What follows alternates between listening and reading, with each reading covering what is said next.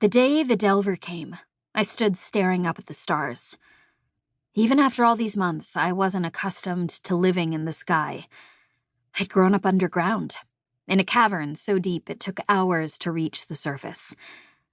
I'd felt safe there, buried beneath kilometers of rock, other caverns forming a buffer above the one where I lived, down where nothing could reach us.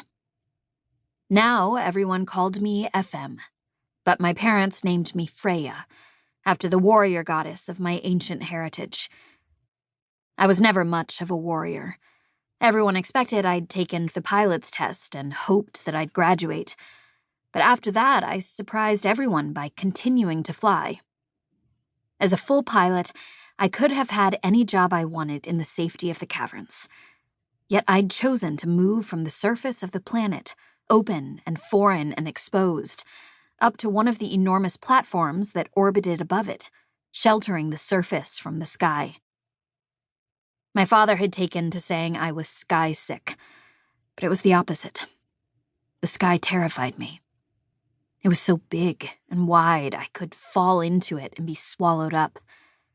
Above me, the other platforms that dominated the skies crossed over each other again, blocking my view of the eternal blackness, dotted with the strange white stars I'd only heard of before I joined the DDF.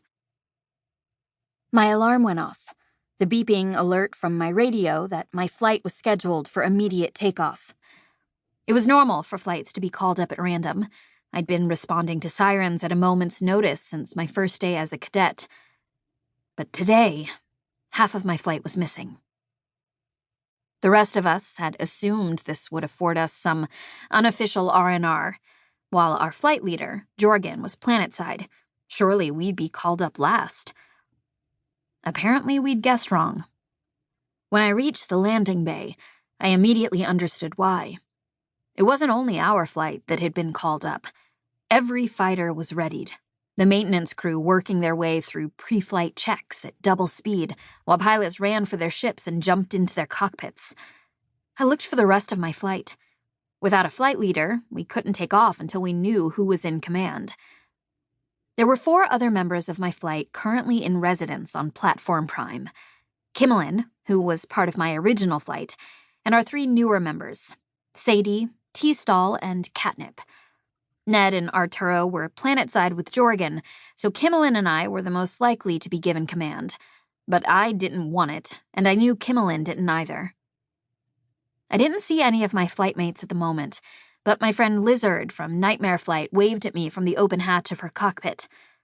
Lizard had bright blue eyes and waist-length black hair. I didn't know how she kept it so long. Mine started to bother me if I let it grow to shoulder length. Lizard's real name was Laco, but like me, she went by her call sign almost all of the time. FM, Lizard called. They're combining your flight with ours. Noah said to wave you all down as you came in and tell you to set your radios to our channel. Thank the stars. I would have followed any flight leader, of course, but I'd flown under Nose before, and a lot of the members of Nightmare Flight were my friends. Lizard was close to my age. She'd been in cadet training right before mine.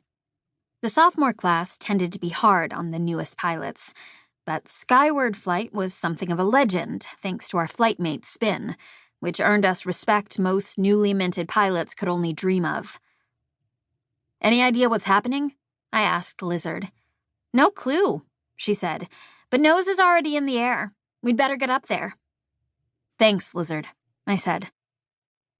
I ran for my fighter and found Kimmelin already in her cockpit across the way. As soon as I climbed into mine, I saw the light blinking and switched my radio to her private channel.